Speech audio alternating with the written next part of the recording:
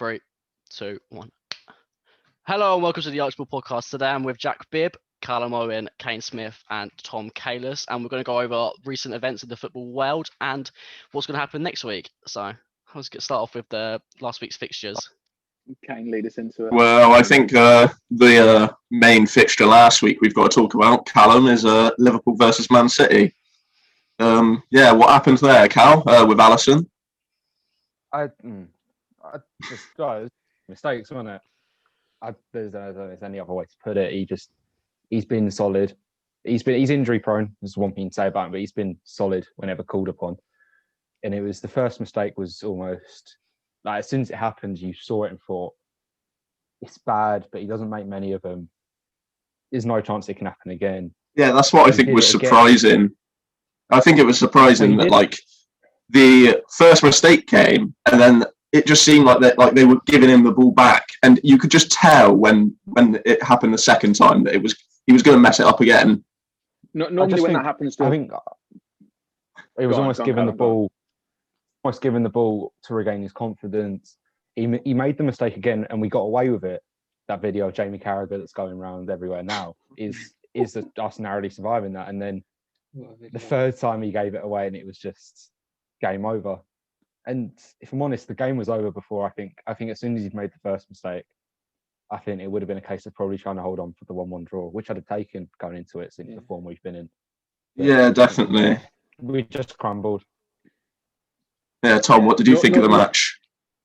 Yeah, obviously, I thought first half we were okay. We weren't as good as we've been. We were pretty dead going forwards. But then obviously at half time he changed it and went into the 4-4-2, and we just ripped them apart, you could say. But then two of our goals obviously were the Alisson errors, but we capitalised on them, especially Foden capitalised on them really well. So yeah. I thought we performed well, but I think the 4-1 flattered us a bit. I think one player that surprised me at not surprised me at Man City, but like when you weren't playing your best form, I was kind of thinking like Gundogan, like he seemed a bit bland. He didn't do much, but now obviously he's arriving in the box and he's scoring goals and doing a lot of other stuff. He seems like he's actually one of your best players now at the moment. Yeah, to be fair, I've liked him for a while until I'd say 2-3. You don't like any City players. Nah, he was just sideways backwards for the longest time, and then ever since Guardiola started doing this thing where he puts the right back or the left back in the midfield with Rodri, he's given freedom to go up, and obviously when he's gone up the pitch, he's shown what he can do. So fair. A bit like Stones as well. Obviously he's rejuvenilised himself this season as well. So fair play to them both. I noticed that Cancelo has been playing like almost like holding midfielder, isn't he? When you're building up, he's stepped inside and he almost plays that, and obviously then it allows more people to get forward. But yeah, I think Arteta's copied that with Bellerin as well at Arsenal now. He's coming into midfield a lot more. A little bit, yeah, definitely. Yeah, I just think Cancelo's that good on the ball. I don't think he's a bit wasted out at right back. I think maybe obviously Liverpool do play with the full backs wide, and they're the main creative sources of play. But maybe Klopp could try it with Trent or something. I don't know, because obviously how good he is on the ball. I think Trent would be very, very good in that position as well. Yeah, definitely. I do think that's a natural move for Trent to at some point be moving in to the centre, but not obviously centre of defence. Sort of as a holding midfielder, setting up the attacks, which he's shown he can do. Yeah, and obviously that's what he's best at, isn't it? Yeah, obviously he should do that. Defensively, he's not the best either. So he's got someone to cover him in there as well. Yeah. So you could part him in a 4-2-3-1 next to Fabinho. Yeah, he'd love to see that. Good. I think we also have to mention Filth Odin's performance, really, because that's the highlight of the match, really.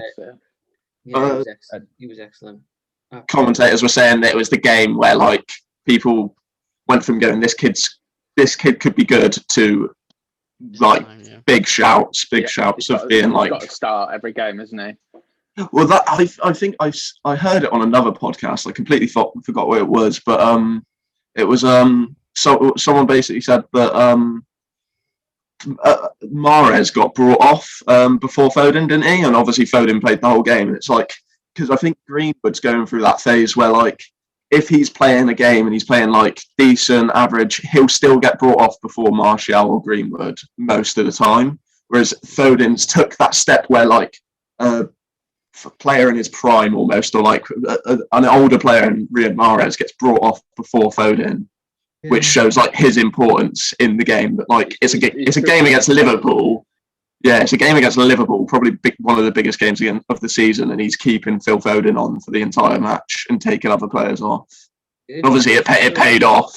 Yeah, it just goes to show the trust Guardiola has in him to take off a PFA Player of the Year. Yeah, keep on a 20-year-old over him. It just goes to show the trust and repay the trust. I do think it was almost like a coming out game for Foden. Everyone knew he was quality, and I know we're all big fans of him, but everyone's been saying it for a while. Guardiola infamously almost said he's the best player I've ever worked with. And I wonder whether that's true or not. I do think this was the game that made everyone sit up and go, he really is that good. Yeah.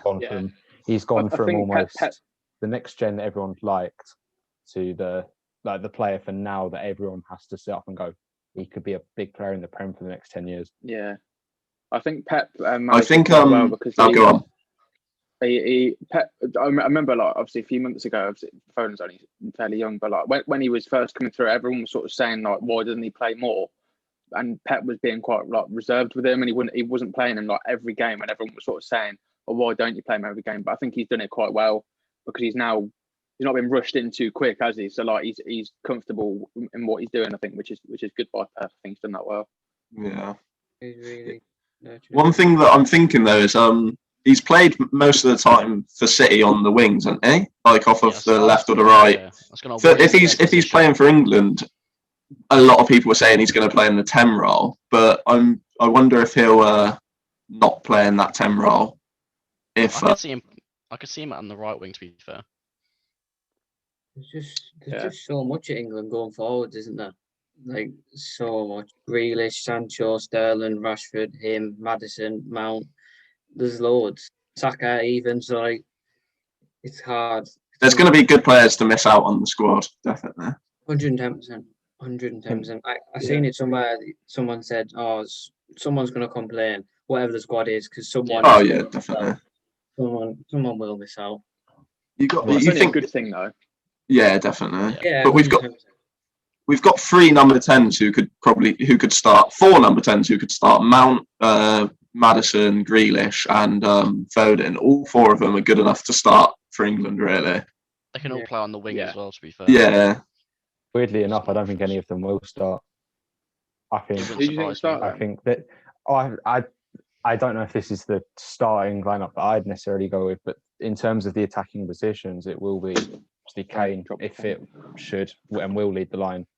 But I wouldn't be surprised to see Rashford, Sterling, and Sancho as the main 3. Not to knock 4-10. No, yeah. Their quality, but I think Southgate knows what he likes. And I think he definitely has his favourites. It's a tournament. I think it's not. There'll be less for experimenting. And as players are, he'll probably stick to the established. Definitely. He worked before, but he's definitely good enough to work. He will be playing at a high back, won't he? We haven't even been playing with a number 10, which is weird because we've got such talented number 10s now. But yeah, we'll have to see what he does in the warm-up games in March. We've got those warm-up games in March, haven't we? I think we'll that'll see be our team, yeah. Because normally that's a good sort of like show of what he's going to set up with. So hopefully we'll see it there. We're very top-heavy in that England team as well, which is a bit annoying. I'd rather play with us. Honestly, I'd rather see us go all out instead of being reserved and just that sort of thing.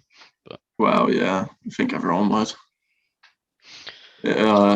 It depends on the opposition, I suppose. And the less opposition, I want to see us have a 4-back. But if we're playing against someone like France, I can understand a more reserved approach. Do you think we should use the warm-up games to show we can play a 4-back though? And I think it'd be definitely interesting to see us as a 4-back. I'm thinking that's personal, but a 4-2-3-1. Just with the 10s we've got, we can play. We have the option to play 3 10s across that 3, or we can 10 and 2 wingers.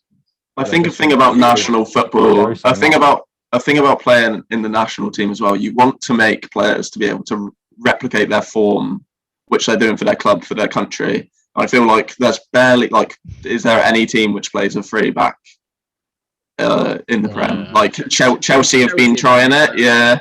But like occasionally, but like Dyer's not playing. Dyer plays. You want all your players to be like so. Like it's a free back's harder.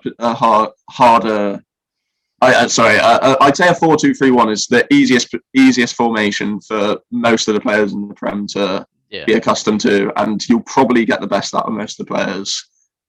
A free back against the good teams, I reckon, but it's ridiculous trying to play it against the likes of what did we play against Scotland? Against Scotland, didn't it? Yeah, we played a free back. Reserved. But the problem is, right, we've got Kane up front, and he's been playing as a false nine. That basically adds like another cam, so it's going to be a bit odd for him to go back to his old. I think that's why Grealish is good though. Grealish plays off the left, doesn't he? But then he sort of like floats around. I think Foden's quite good at that as well, so they can sort of interchange between the two. Then Kane can obviously drop deep, and then obviously Rashford, Sterling, Sancho getting behind Kane when he pulls a man in deep. So, but I think if he gets it right, I think we've got a really good shot at winning the lot. But like, it's whether he gets it right. So Rashford is definitely probably the most accustomed to playing that Son role, 100% out of the lot. Yeah, that's what I think. I think there is a lot of like talented players, but Rashford, Kane, and Sterling are like. They've played well together previously, and they are the free players which you can definitely rely on most of the time. I'd say out of like Sancho, he's played well for Dortmund, and everyone knows how good of a. He's froze. He's frozen, yeah. I was gonna say, Sterling over Sancho. On the wing, and obviously Rashford suits to play with Harry Kane. I reckon that's my opinion. You froze, mate. Just say it again. Oh shit! So we can cut it. We can cut it. Oh yeah. Well, basically, I said that I think. Can you hear me now? Yeah. Oh yeah.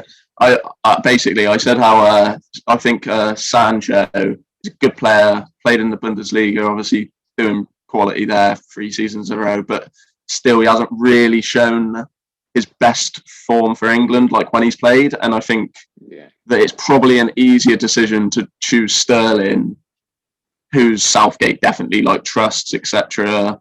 over players as well.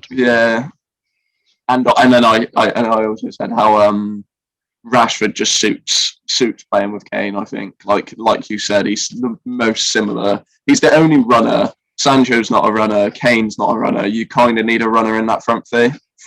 Yeah, just work hard. Definitely. Yeah, I don't know if any of you remember, but the game we played against Spain, England played Spain a while ago, and Sterling played really well. Did Rashford play in that game as well? With the 3-2. It was a while. Yeah, I'm pretty sure. I think it was Rashford, Kane, Sterling. If I remember. That was one of the better performances I remember us putting in the past. I think it was just after the World Cup, maybe, or just before, wasn't it? And we played really well, and we played that game in a back four as well, didn't we? I'm pretty sure. Yeah, I think so. Yeah. Yeah, I think it might have been before, because then he started playing back three or vice versa. He switched it up, but I think that would have been good. And then if obviously like Grealish probably in the 10 role, and he sort of can interchange with them as well, and Kane, as we just said. So saying that at the World Cup, he played with 3 in midfield, with 2 creators in Lingard and Dele Alli, and then he played Sterling off Kane. Yeah, Sterling played up front, didn't they? Yeah, Sterling. Yeah, he wasn't great during that tournament, was he? Sterling he is a fantastic player. His finishing does leave a lot to be desired. They only showed that in the 2018 World Cup. It was almost like every game he'd miss a sitter. He scores a lot of goals, to be fair to him as well, though. But they're more like he's arriving late into the box, sort of thing. He should have a lot more goals. Yeah, exactly. Yeah. What said. He does score a lot, but he should score a lot more than he does. He's like he needs 3 or 4 chances to score one, sort of thing. Yeah. Right. How about we move on to we went on a bit of a tangent after Man City Liverpool, but talk about the Villa Arsenal game, because I swear that was a chance for you lot to get into 7th place, wasn't it? Or was it? Yeah. Could have climbed up. It was a bit of an odd game. In the first half, we definitely weren't great. In the second half, we picked up, but it just wasn't. We just had no cutting edge to ourselves in the end, Yeah. basically. It was annoying because Arsenal have been playing really well recently. Obviously, we were like 7 games unbeaten after obviously playing really poorly. And obviously then the Wolves game came around and you'd sort of think that you'd want the team to like respond to that and bounce back, like, pull a result. Villa played really well, but I think the main thing is you can't concede in the first minute, 2 minutes of a game, because although it gives you a lot of time to come back, then you sort of Villa have got their tails up and we're ahead. So obviously Villa are really good at sort of defending and then hitting on the break as well. So just one of those, an annoying result. But I think Villa are, I think they're one place above Arsenal. They're ninth. Yeah. Obviously they played really well this season. It's not like it's a really poor loss. Yeah, on paper it seems like a poor loss just because of last season, but Villa they're a changed side this season. They're a difficult team to beat. Matt Ryan had a good game, to be fair to him. Yeah, I thought that as well. He thought it was good saves. What do you think about the news that Arsenal were allegedly getting a contract extension ready for Arteta? I feel like don't do anything like that until the end of the season, I reckon. Wait until see how he ends the season before making anything like that. If they do it now, then it's a bit like, really. How long is he under contract for at the moment? Yeah, when does his one end? I'm pretty sure he's on a 3-year contract already. At the moment. What? Yeah. How long is he into that? A year and a half. Yeah, year and a half. Even if he extended that, doesn't mean he's going to. Even if he extended it, doesn't mean he's going to stay the whole time. I mean, like obviously. No, yeah. David Moyes at United, didn't he have a really big contract? Oh no, it was Pardew. 7 years. Pardew like a 9-year contract, didn't he? Paid last year, didn't he? So it'd be a bit stupid to sack him and then keep paying him for another 4 years or whatever. So I don't know. It just depends whether they. I mean, it seemed to trust him enough because obviously they've given him. He was head coach and then he went to manager, didn't he? And he's got control over everything else. So the club are very much behind him. They generally believe he's going to take us someplace, which is fair enough. I think the problem with giving Arteta a contract extension is it rewards him for not much. Arsenal haven't been good enough this year. No, that's clear, and I think it rewards him for that. And it's not a dangerous precedent to set because that makes it sound as though Arteta will see a new contract extension. I think I'm doing fine. Yeah, and Arteta's a good enough. He's got good enough football brain to know that isn't the case. But it just sets a bad precedent to players, fans, maybe other people within the club that they're rewarding someone with a new contract when he hasn't necessarily earned one and still has time on his old one to prove it. I think he's very self-aware of the situation he's in. I think if we win the Europa League or get Champions League football somehow, then I can understand them doing it because then he technically is a reward. He's done something good. But if we don't do any of that, then there's no point in giving him it anytime soon. He has to earn it. I think it'd be a miracle if he wins the Europa League. Not gonna lie. I think it'd be a miracle if you win the Europa League. Yeah. There are a lot of good teams in the Europa League. Yeah. Teams are much better. United included. What are the thoughts on Odegaard's start to? He's played 2 games. He played like 10 minutes against Man United, but when he came on, he definitely looked like the best creator on the team. That's what I heard.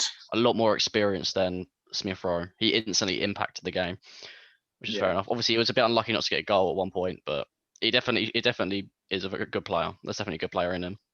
I'm looking forward to see it. I'm looking forward to watching him, to be fair, because he was like the best creator in the La Liga last season, and he's just got I don't know why, no time for Madrid this season. It's a good opportunity for him. Isn't it? It probably was a poor decision for him to choose Real Madrid at such a young age, I feel like. But then if you turn that down, are you? Yeah, I know, but obviously 16-year-old playing in Norway, then Real Madrid come calling. Arsenal were interested in him, weren't they? I swear you were interested in him when he was 16. He had a trial with us, and then Guardiola wanted him at Bayern Munich as well when he was 16 or something, saying they turn him into the best football player in the world or something. Oh yeah. Yeah. He definitely has got the talent to go places, but whether he makes use of it or not, I don't know.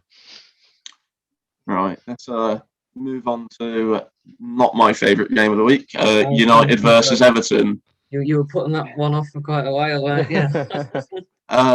So I was in the middle of making what was I doing? A player ratings article. I had it all set up, the intro. United win 3-2, staying close to Man City, and then last seconds of the game. I had a tweet ready for that as well. 3-2 Man United win, and then as I was about to tweet it, they scored. Absolutely mental. Yeah, it's just disappointing because it was a game where we absolutely, like, first half we were completely dominating the game. Greenwood was having probably his best performance of the season in the first half, and they had one opportunity in the first half which they should have scored right at the end, and you thought, okay, that's going to be one of their main chances. They messed it up. Seems like it's going to be our day, and then De Gea decided to slap the ball straight into who was it? Decore's feet, and literally as soon as that happened, it was just like a switch for like 10-15 minutes. They were all they scored just after, didn't they? Hammers scored 5 minutes later, but then after that it was back to normal, and we pretty much dominated the possession for the rest of the game. Really good header by McTominay, and it seemed that I feel like we really did not see the game out well enough. I think the same happened in the FA Cup last night, where it was the added extra time, and it was like 115th minute, and we kept on going for counter-attacks with like six players, transitions with five, six players, and then they transitions back, and they could have probably scored. But the same happened in the Everton game, where I'm pretty sure it must have been like the 91st minute, and De Gea caught the ball. He tried to smack it out to Rashford for a transition, and then I think they might have scored from the following attack. I'm not sure, but we just really can't hold on to games in those because there's a lot of games where teams do get a couple of half chances in the end when we're leading, and we'll either, like that Eric Bailly block, I think it's always on Twitter. That was a game where we won by 1 goal, and he made a big block in the last second, but he had to make the block. It's like we can't see out a game in the last few minutes without giving away a half chance. De Gea's definitely got an issue with playing out the back, doesn't he? It's clear he can't. He's not very good with his feet. Yeah, that's the thing. De Gea, he's a big topic at the moment with United because of Henderson sat on the bench. I feel like as United fans, you can't complain about him because he saved you on so many occasions. Exactly. Yeah, but the thing about this season, I think, is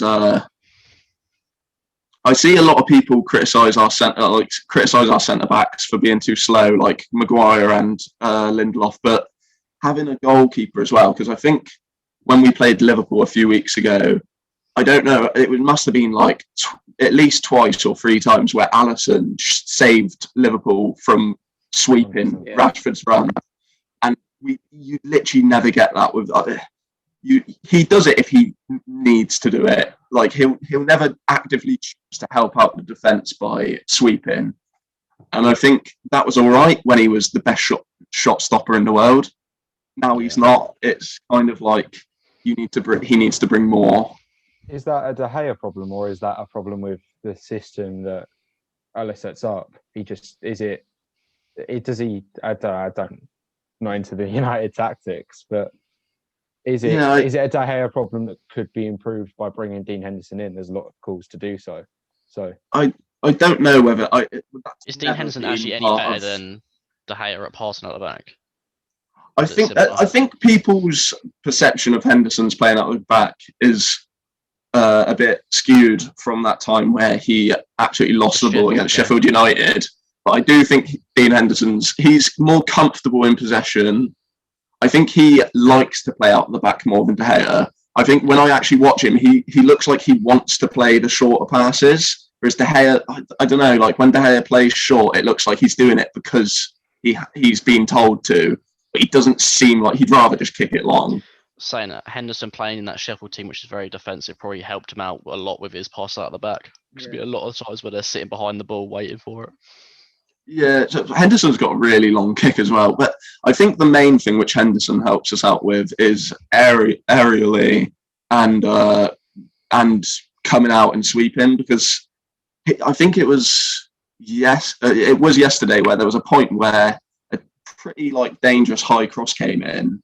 It was I think it might have been a similar kind of set piece to the one which we conceded against Everton. I'm not sure, but he came out and just collected it, and it was like De Gea rarely does that, and it is an underrated aspect of a keeper because it just relieves all pressure of your defence if you just come out and collect it. I think modern goalkeepers are doing that a lot more nowadays, being more controlling of their box. Yeah, but I also don't think Henderson is.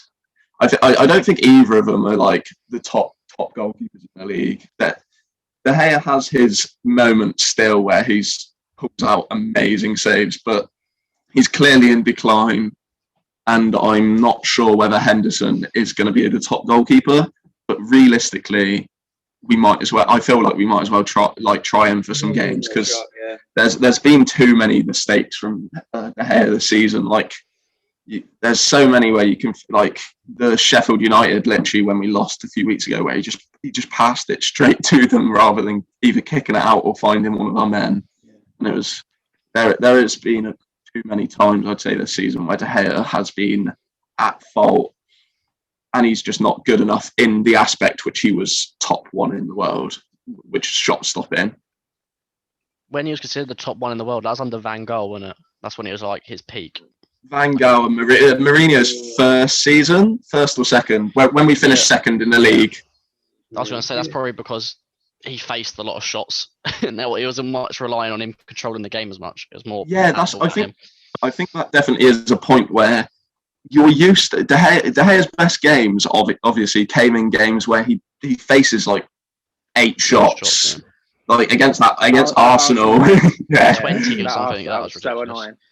But I think now when he's facing like against Everton, he faced 3 shots on his goal and he conceded all 3 of them. Like he's not getting tested as much where he might switch off. I'm not sure, but like that could affect it. I reckon he's probably more beneficial to you when it's games where you're. Should we? Oh, sorry. He's probably more beneficial to you when you're on the back foot. Yeah, maybe, yeah. Should we move on to checking at the games on the weekend? The big one is probably Man City Spurs. I'd say probably the biggest game there. I was going to say West Ham Sheffield, but hopefully Spurs can take some points off of City, but it seems unlikely. Do we all think that City are going to be champions then? Do you think that? Yes. I mean, what you've got 7 points ahead with a game in hand or something, or is it? 5 ahead United with a game in hand. 8 ahead of 7 ahead of Liverpool.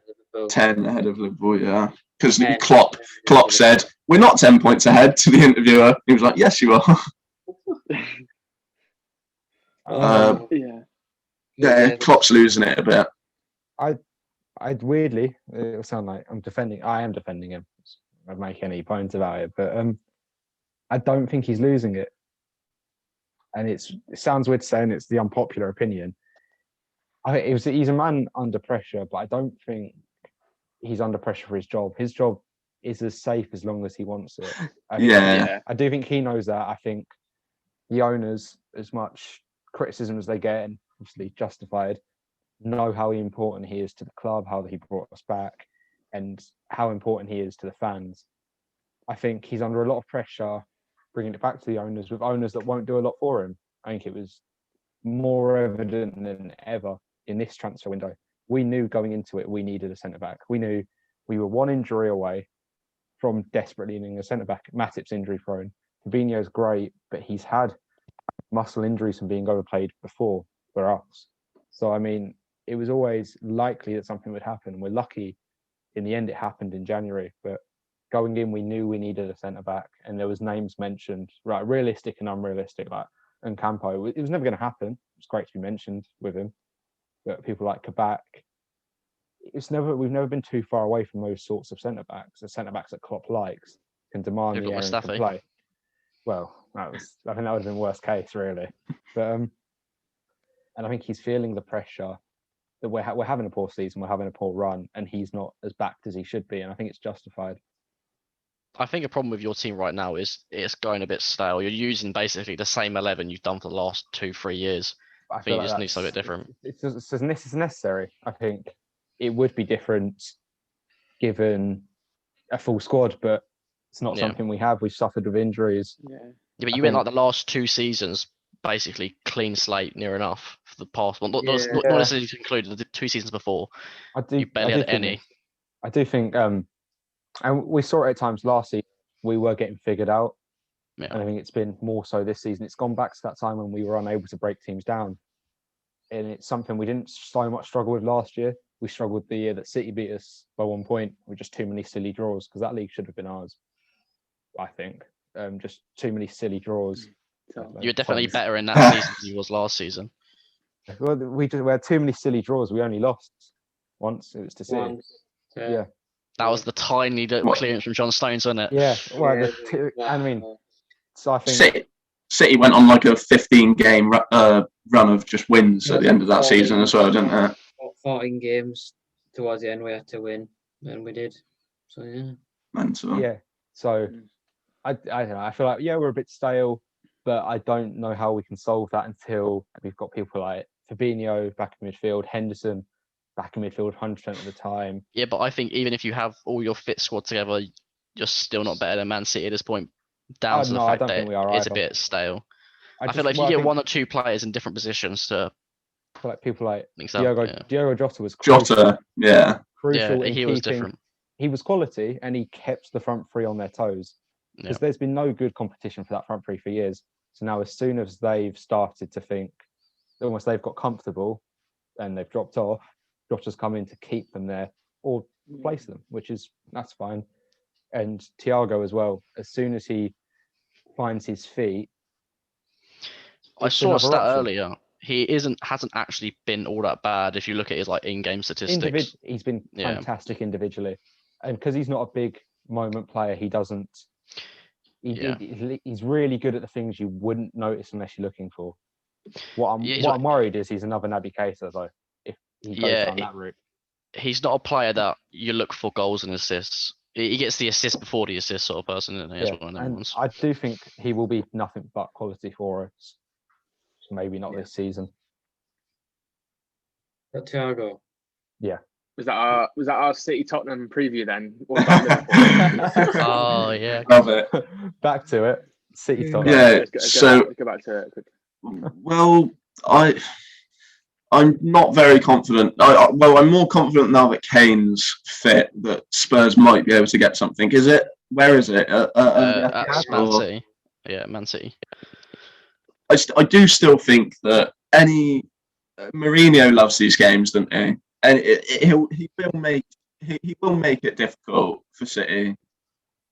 But it can go over 2 ways, I reckon. Man City will completely blitz them, or Spurs will nick one of the goals. Yeah, will nick a goal and pull back. I still don't think City can Spurs can hold City out. There's just depends. A determined Mourinho will stick everyone behind the ball. So it was at the start of the season, but go on, Tom. Go on. No, you. I was just going to say, Spurs at the start, obviously they had a really good start to the season, and they were sort of like everyone was saying they might win the title, but that's because they were scoring 1 or 2 goals, scoring like minimal goals, but then defending well. But they're not even defending well now, so like they'd have to score more goals than the other team, and they've only got 2 goal scorers in that team. So they've got a poor expected goals. And it's City not can score from anywhere. So the thing is, I'm pretty sure Son at the start of the season he was outperforming his expected goals by just ridiculous amount. I don't know the figures, but and obviously he's a great finisher, but he was always going to drop off. And there was a game a few weeks ago where he had like how many loads of chances, couldn't score. It's like he's not going to keep it up for the entire year. Spurs is like expected goals isn't sustainable for the season because of the fact they are heavily relying on the fact they catch their team on the break, and that is literally it. They don't work with high amount of chances. So I think that's all right. Say over a two-legged game, or even in a one-legged like a final or something. But you're going to struggle to keep that up, like you've just explained, for 38 games. It's not going to last. If you cannot defend that well for 30 and play like that for 38 games. A Mourinho system, all the players got to buy into it. If they don't buy into it, then it's just not going to work. You saw that at United, it kind of fell to pieces. None of the United players probably didn't want to sit back and defend all the time. And it's kind of showing a bit now. You've probably seen the videos of Dele Alli complaining about it. So it's just Yeah. you need to buy into a system for it to work, otherwise it won't.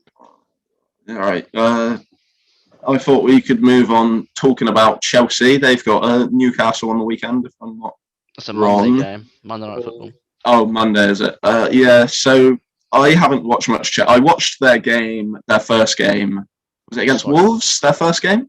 They're so boring to watch. And yeah, I haven't really watched their game since, but it seems that they haven't lost under Tuchel yet. But I've seen Chelsea fans say that there's been improvement.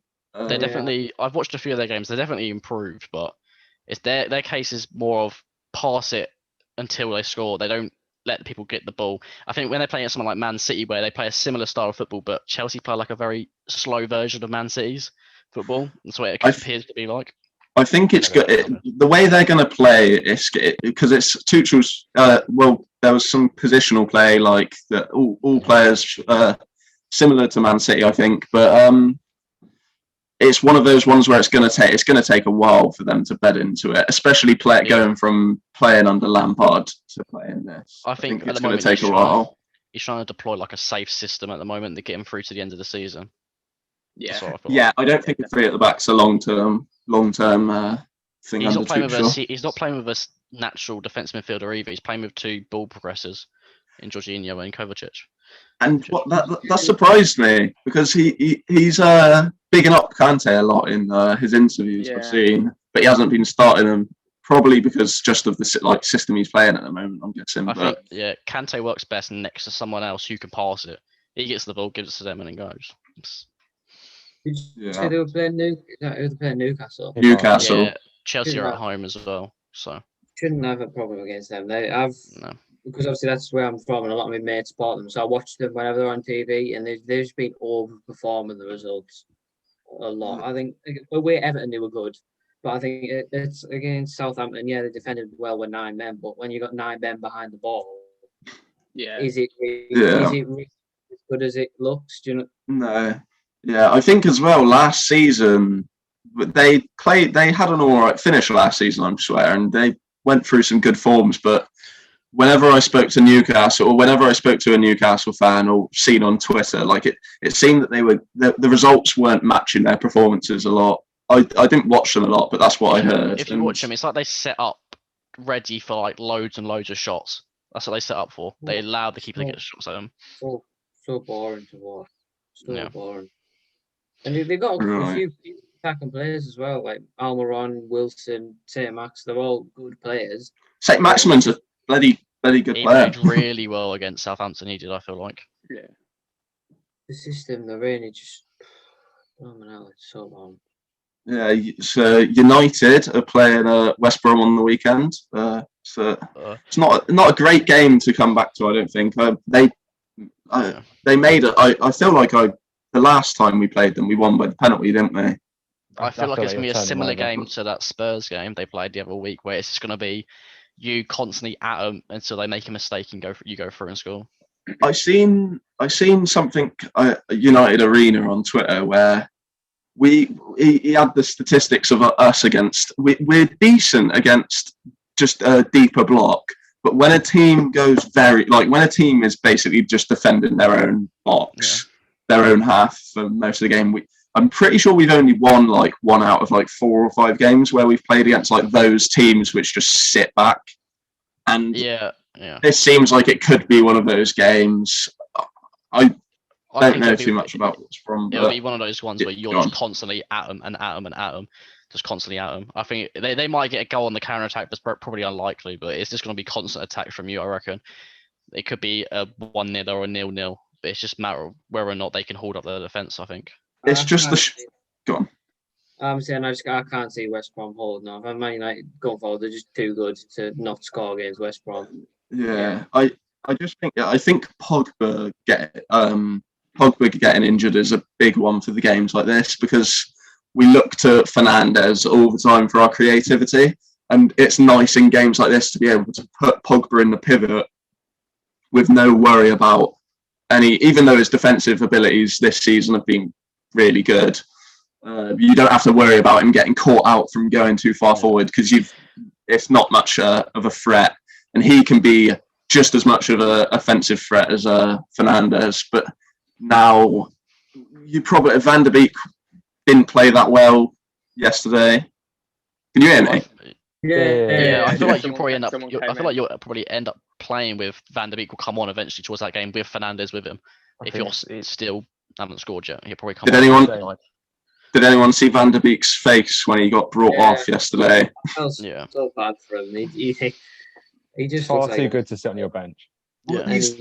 Everyone's comparing him to Fernandes, and it's like apples and oranges. Like they play the same position, but they play it completely differently. It was similar, was it, last season when Ollie was trying to deploy Dan James in the same position as Greenwood. Like, they're both wingers. Well, both play right wing, but they're different types of wingers. Yeah. I think your system is heavily revolved around the way Bruno plays, and then you kind of just put someone else. It's like a square. You get what I mean? Circle. Yeah, definitely. Yeah, that's the one. It definitely is. You've really got to question the decision behind spending, what was it, 30 million on Van der Beek, knowing he would, as you said, he's the same position as Bruno Fernandes, but he plays it completely differently. And you have to question. Yeah, that's the thing. Spend the money on him, knowing how important Bruno is to you. Could arguably never be going a to bit of a displace panic Bruno. buy. That's the thing. When you play with Bruno and he's so integral to how you play, it's quite hard to get used to, for the other players to get used to a different number 10 when he comes in, and especially one which plays such a different style. When you're watching him, he constantly makes the runs in behind, but it looks like no one's looking for him. I think Fred must have missed him about at least 4 times, and then when he did look for one of his runs, he didn't play the pass. And that's one thing. Before the game yesterday, I thought Matic and Fred was a good pivot for Van der Beek, because they're usually good at playing those balls, but neither of them really had a good game yesterday, and that meant that he didn't have a good game either, really. So I was going to say... Sorry? I'll say Leicester Liverpool's on the weekend as well. It'll be a good game. That will be a good game. Yeah, I'm really worried about that. You're away as well. Liverpool are away. Vardy was on the bench the other day, and he's back now, isn't he? So I think Vardy. Well, I mean, could be right. He might take a bit of time to get back into his stride. I just think the way Leicester are playing, obviously they're playing fantastic. They're a fantastic team. I think the way we're playing, I worry we'll be able to keep up with them. I feel like if you play, go on. I was just saying, do you think one of your new centre halves will play? Like, do you think Kabak will play? Because otherwise, you're going to be in the same situation again with Henderson and Fabinho at the back. So I can see. I think for the City game, he left Davis out the squad completely, which is bizarre unless there was something wrong. Obviously he's injured or whatever, leave him out. If he wasn't, it was bizarre. And Kabak, he shouldn't play. It was good he didn't play against City. It'd be a horrible first game to come into. Yeah. Leicester's not much better, but he's had time to integrate. He's been with the squad over a week now, so he should be able to slot in. And it'll be partnering Fabinho, but that will allow Henderson to go back into the midfield. And Henderson is so crucial to our midfield. It's like, in the same way Firmino is to our attack, Henderson is to our midfield. They're crucial and you don't realise it. And then when you take one of them out, you start to see it. Henderson makes us tick, and he really commands the midfield, and I think that'll be important against Leicester. What's your prediction for it, Cal? I'd love to be confident, and I'm usually pretty confident about Liverpool. I wouldn't be shocked with a 2-1 either way. I think it'll be a close game. I think whoever wins, if there is a winner, it's not a draw. we'll have to work for it, and it'll be a close game. I think on paper we should win. On form, you'd have to think Leicester are the favourites, and I wouldn't disagree with it. So either way, 2-1, it'll be close. I think that's if you what. play, I think. If you play 2 CDMs again at centre back with Jordan Henderson playing, then you could see more than 2 goals, I reckon. I don't think either of them are bad defensively. Fabinho or Henderson. I think Fabinho especially. I think it's one of the candidates for being one of the best centre halves in the league this year. Yeah. Along with obviously Diaz, John Stones, as of late. Fabinho has been up there with one of the best, and I think that proves his versatility. So I don't think playing them in defence is a weakness. It's just not having them in midfield. I think that's the main thing. They're not that bad. Like Fabinho is definitely more accustomed to playing centre back than Henderson, but you'd rather them both in midfield. It's the same with when Fernandinho was playing centre back for City. I think he wasn't a bad centre back, but you'd rather him playing in midfield. You missed him in the middle, especially obviously last season with how crucial Henderson and Fabinho were, and obviously the 2 seasons before when Fernandinho was in midfield. And then when you take them out, you realise, how important. It's like you don't know what you're missing until it gets taken away. Yeah. Jack, I know you're obviously quite into watching Leicester and following them. Maddison's been playing really well. He's been definitely, like, obviously Vardy had to have his hernia operation, so he's been out for a good few weeks. But Maddison's been playing really well. I think Tielemans is like crucial to that team as well. He sort of plays a bit deeper than I thought people thought he would. Like, I think he sort of plays as a sitting midfielder, but then obviously he's quite instrumental going forward. So obviously if he plays well, then it'll be a good midfield battle. Hopefully, if Fabinho Henderson's back in there, and then who else? James Justin as well has been playing good. But, like, considering he's a right back playing at left back, and also the fact that he was from Luton, who obviously League One or League Two, whatever they were when they sold him. So he's been playing well, and he likes to get on the attack as well. So I think that's quite important. And their fullbacks, Castagna as well. Harvey Barnes? Pereira's back, and Harvey Barnes he's played his best season this season. So he works well up front with Vardy. I think both really quick. So obviously that's a bonus, isn't it? So yeah, it'll be a good game. Yeah, should be a good game. I think James Justin's an outside shot of the England squad. Yeah. I mean, maybe he's a left back. Yeah. Same with Craig Dawson, I reckon, as well. It's tight. It's tight for positions everywhere in the England squad, I think. I think Craig Dawson should get a massive shout to go in that England squad. I can't lie. Really? He's been incredible for West Ham. You can't even deny it. He'd get found out there, I think, for England. There is a spot open with. If you're putting Tyrone Mings in the England squad, Dawson's got a shout. Neither of them should get in there. He definitely gets sent over Eric Dyer. I don't care. 100%. Not the England squad. Dawson gets sent over Dyer. 100%.